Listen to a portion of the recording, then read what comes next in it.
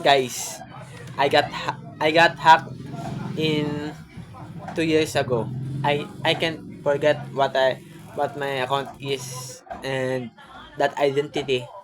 But if you want to help me to get my account back, please help me and uh restore my identity on this device. Oh, on my other device because I don't have any access in my account anymore. I'm already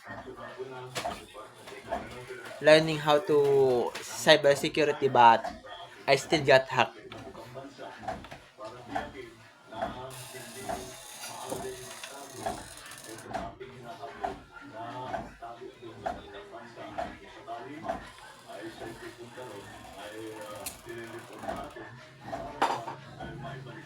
If you want to know where this happened, where this occurred, this was 2 years ago.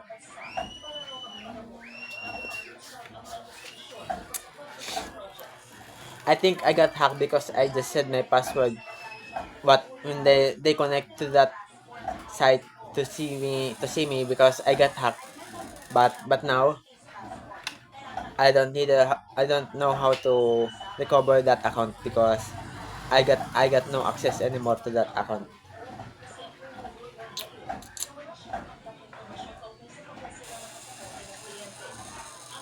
Nothing na talaga, nothing. If someone is a cybersecurity or an IT jar, can you can you help me get my account to my device?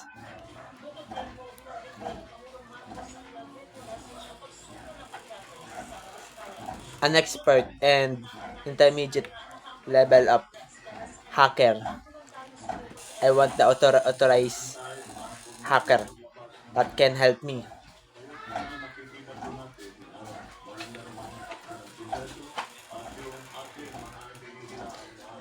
I'm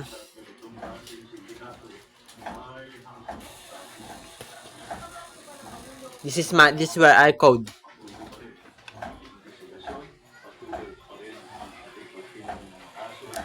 I don't really know what I'm programming about, but I'm programming about a website that I want to create for my website to my own site. But I'm just letting you to know that I got hacked. Okay? That's it. Bye-bye.